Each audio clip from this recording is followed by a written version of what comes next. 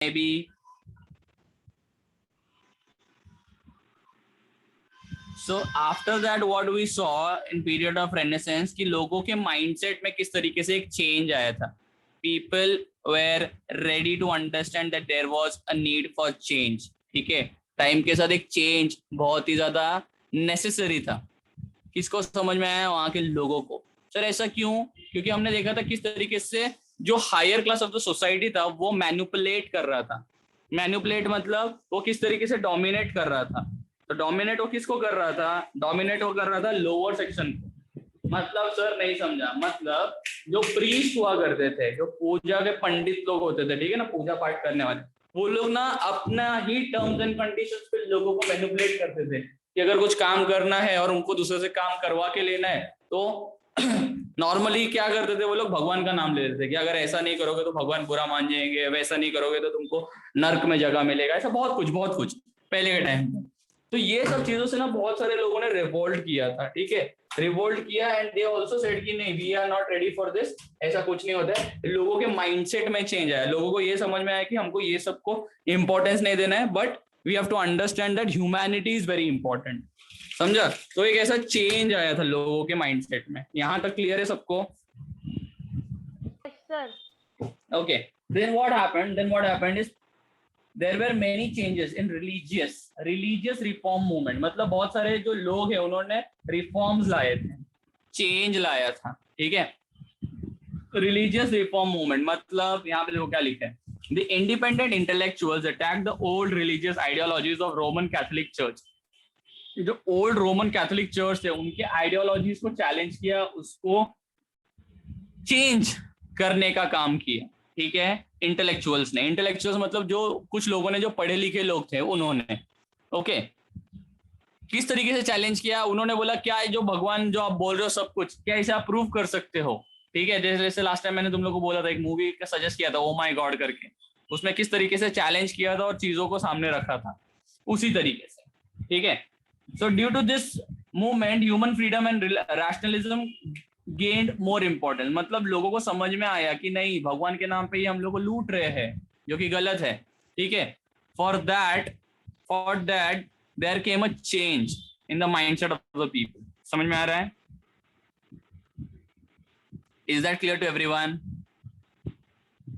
Yes, sir. Okay, then comes the geographical discoveries. Now what sort of discoveries? Discovery मतलब Discovery Channel, पेड़ पौधे, Bear Grylls, Man versus Wild, ये सब नहीं. कुछ नए चीजों को जो ढूंढा था, जो नए चीजों को ढूंढा था, क्या था वो, कैसा था, उसके बारे में देखो. In 1453 AD, the Ottoman Turks conquered Constantinople, that is Istanbul. Underline करेंगे. Ottoman Turks in the year 1453 they captured or conquered Constantinople, that is Istanbul. Istanbul नाम का जो कंट्री है उसको उन्होंने कैप्चर कर लिया था, उन्होंने कंट्रोल में ला लिया था. Which was the capital of Byzantine Empire.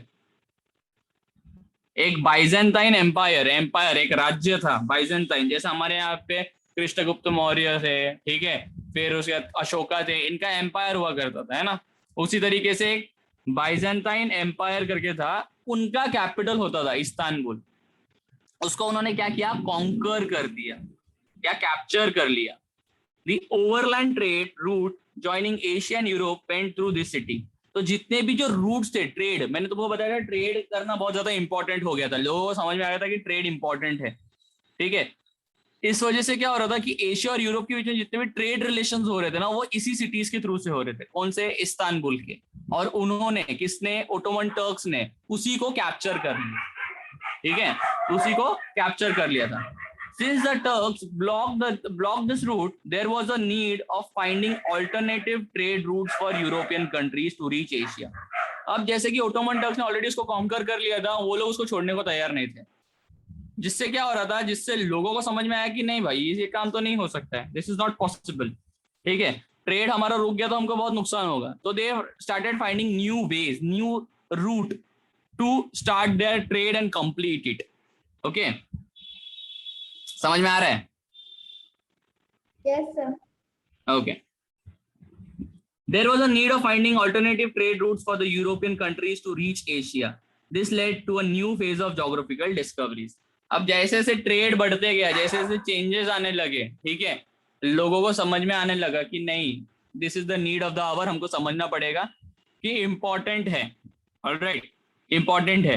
तो ट्रेड को उन्होंने ज्यादा से ज्यादा इंपॉर्टेंस देना स्टार्ट कर दिया, और उन्होंने ये भी समझा कि there is a need of the hour, कि हमको नए रूट्स ओपन करने पड़ेंगे, ढूंढने पड़ेंगे, क्योंकि ओटोमन टर्क्स ने तो ऑलरेडी कैप्चर कर दिया है और हम हमारी ट्रेड को रुका नहीं सकते। अगर ट्रेड रुक गया तो हमको प्रॉब्लम होगा, ठीक है। इसकी वजह से क्या, लोगों ने ज्यादा से ज्यादा ट्रैवल करना स्टार्ट किया, न्यू रूट्स फाइंड आउट करना स्टार्ट किया, सो दैट एशिया और यूरोप के बीच में जो ट्रेड रिलेशन है वो और ज्यादा स्ट्रांग होते जाएगा। समझ में आ रहा है? समझ में आ रहा है क्या? Yes, sir. Yes, no, maybe, कुछ तो आंसर रिप्लाई भाई।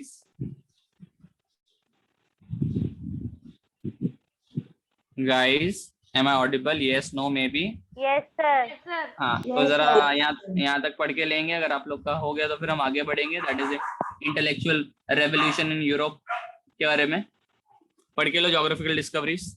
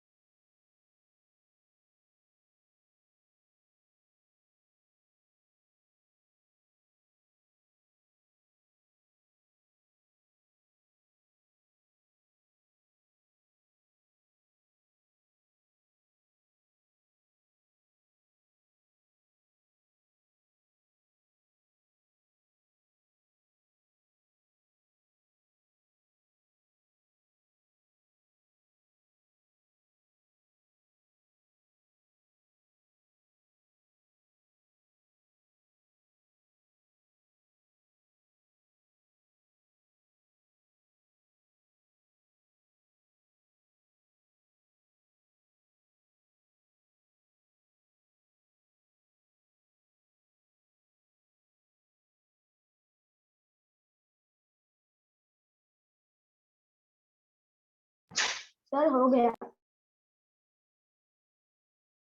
बाकियों को भी कंप्लीट करने दो, पढ़ने दो।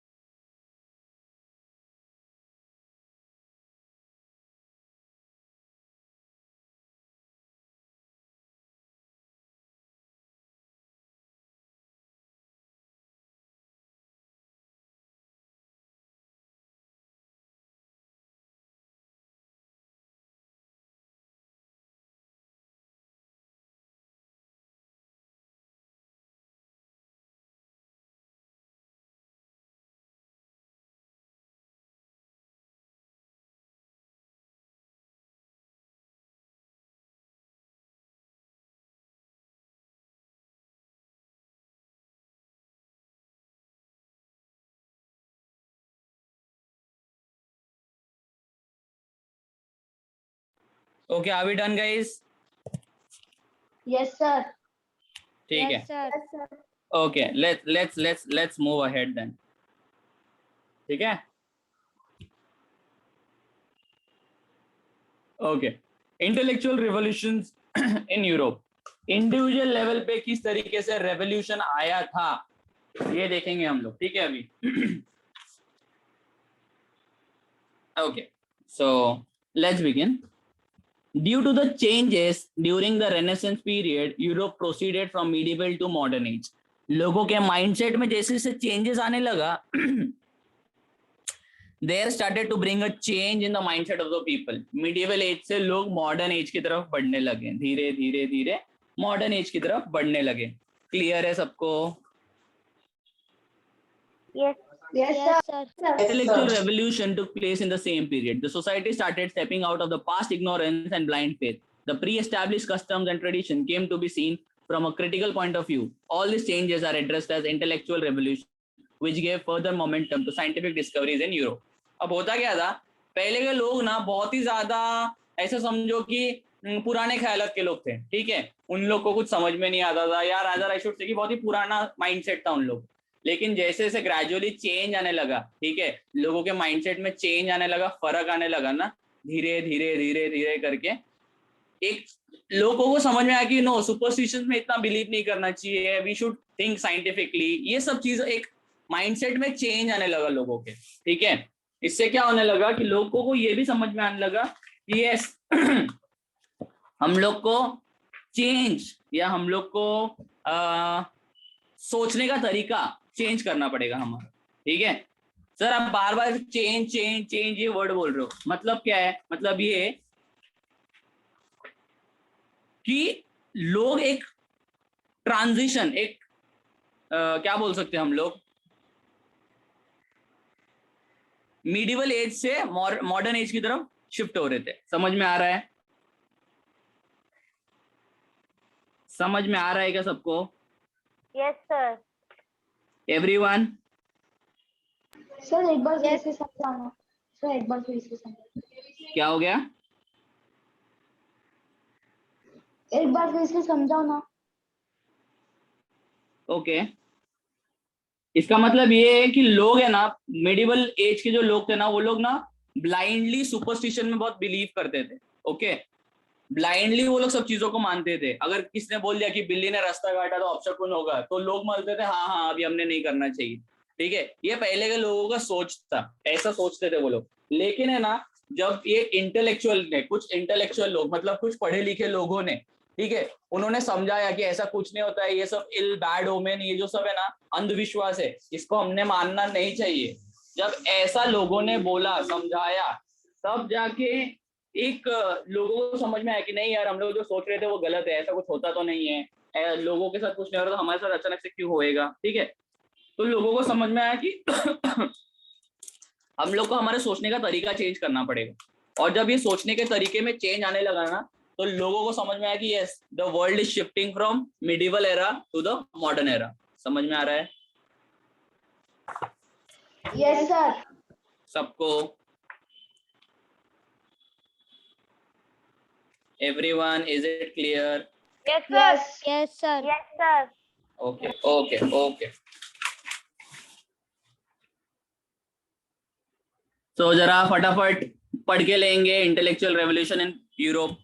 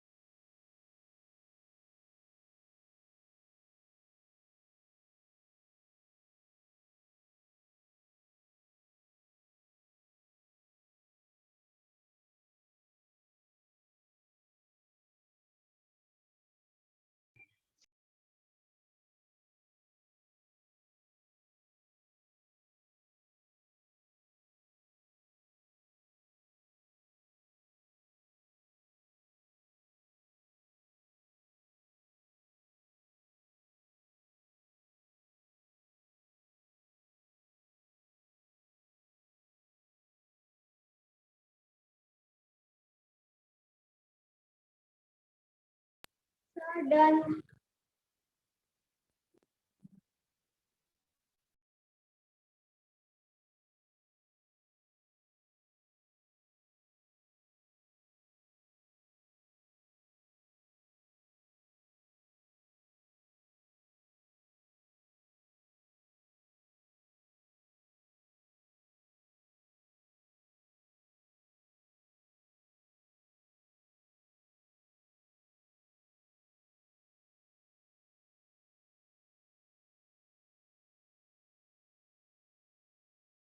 Okay, are we done?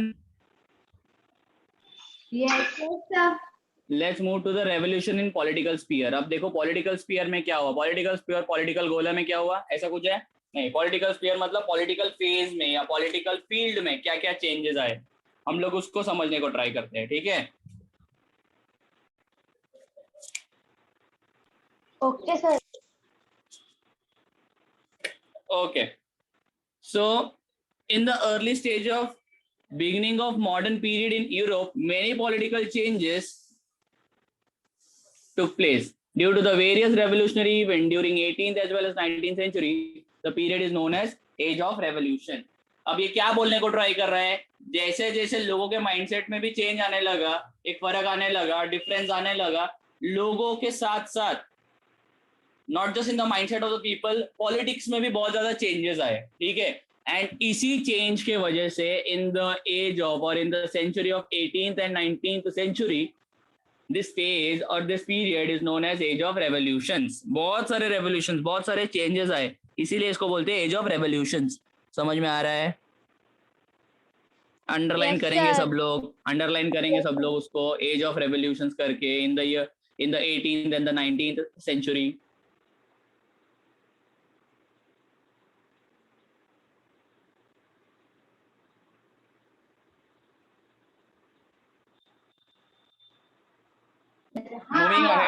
moving ahead, during this period there was development of parliamentary democracy in India.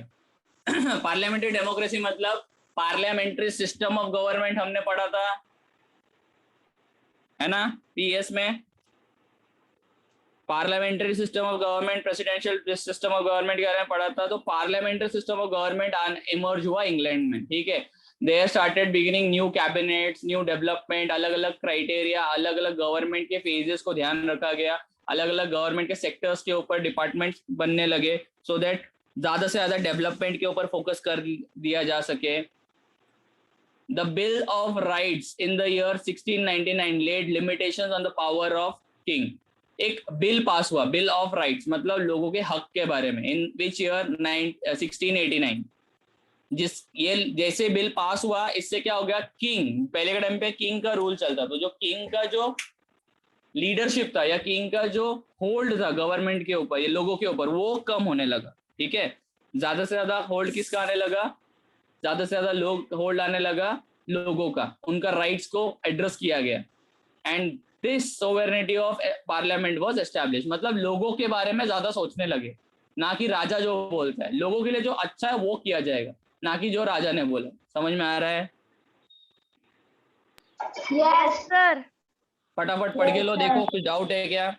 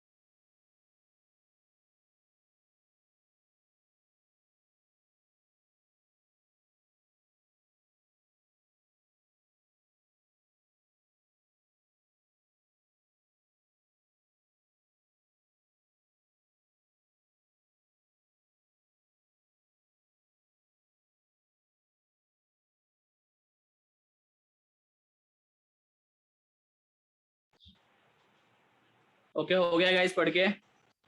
Yes. Okay, so that's it for today. But before leaving, जितना पढ़ाया है hard words minimum 20 to 30, 3 times. Okay? Understood? Yes, sir. Yes, sir. Yes, sir. तो चलो, Homework दो ना homework.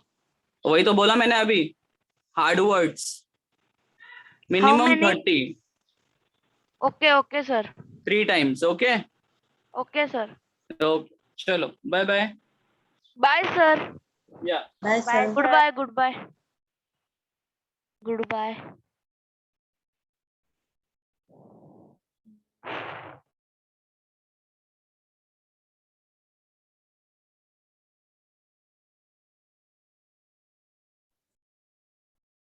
कैसा sir?